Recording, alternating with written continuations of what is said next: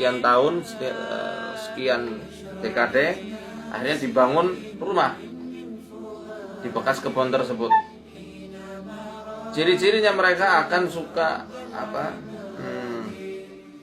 iseng dengan melempari atap dengan batu kerikil, ya, membuat lampu kelap-kelip yang tadinya normal kelap-kelip seperti kayak mau mati lampunya, atau dengan memecahkan piring satu persatu, piringnya digeser-geser sampai pecah, atau dengan memindahkan barang, kunci ada di meja tiba-tiba ada di dapur,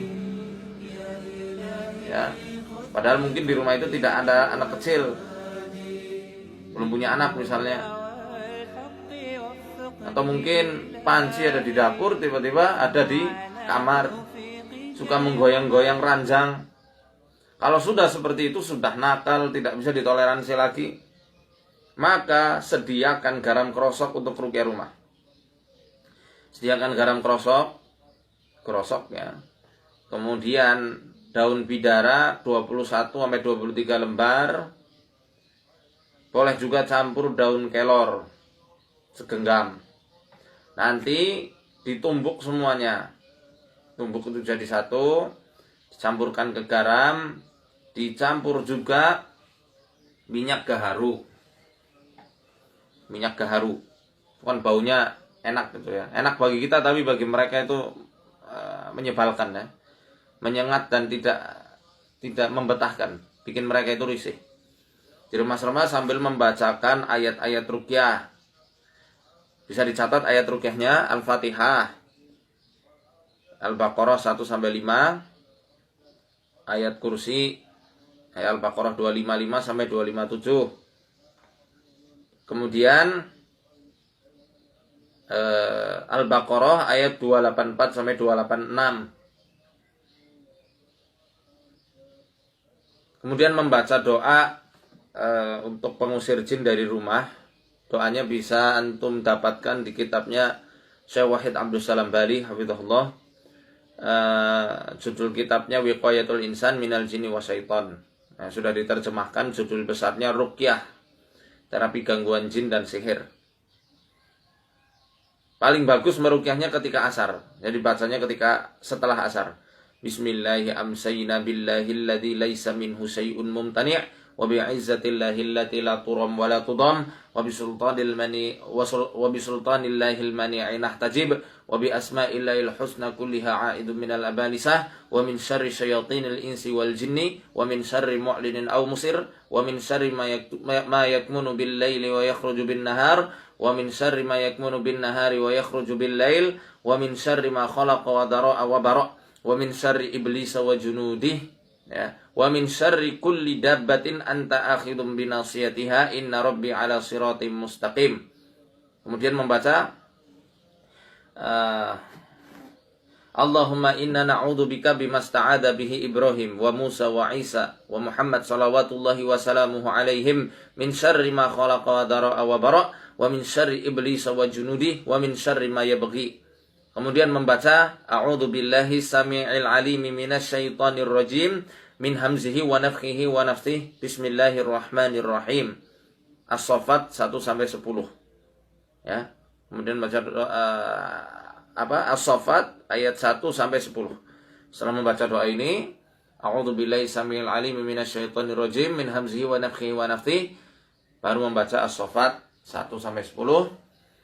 Kemudian ditutup dengan Al-Ikhlas, Al-Falaq, dan An-Nas.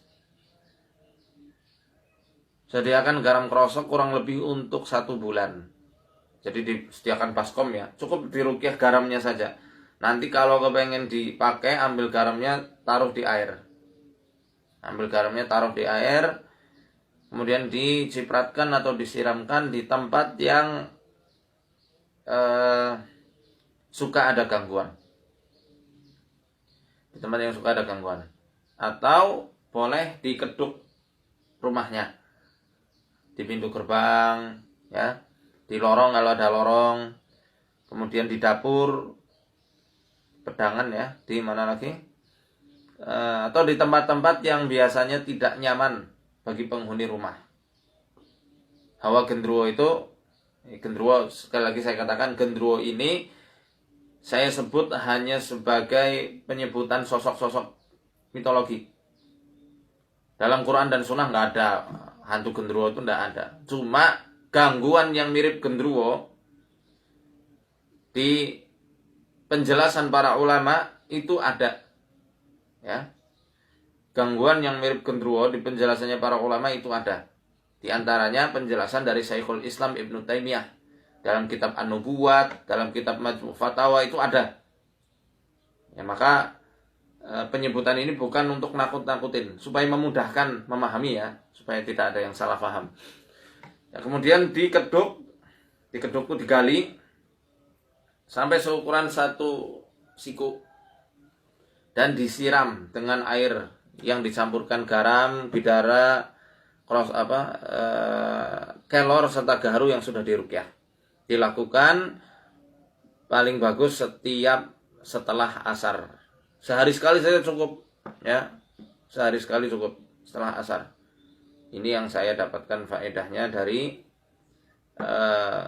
Ustaz saya, ya, Ustaz Arif Rahman Hakim, Ustaz Musa Sungkar. Paling bagus ruqyah itu pernah menjelaskan yang bikin gelambir-gelambir dan gendut itu ya spermanya jin itu, dan membuat keinginan seksualnya itu sangat tinggi. Itu perempuan. Nah kalau laki-laki ya nggak mungkin kalau digauli sama gendruwo, kecuali gendruwonya LGBT bisa jadi. Kalau gendruwonya LGBT mungkin, ya. Tapi LGBT itu kayaknya hanya ada di laki-laki, di manusia saja. Setan tuh kayaknya nggak ada LGBT. Menyebabkan LGBT ya, tapi mereka LGBT kayaknya nggak ada. Makanya orang LGBT lebih buruk dari setan sama jin. Jadi lebih baik, ya, cara pengobatannya adalah dengan memakan limpa kambing. Cari limpa kambing 10, ya. 10 limpa dicincang-cincang. Limpa kan amis, ya, amis luar biasa tuh. Cincang-cincang, ada 10 limpa kambing jantan. Ingat, kambingnya nggak kambing biasa, 10 limpa kambing jantan. Nanti dicincang-cincang, terus direndam dulu sama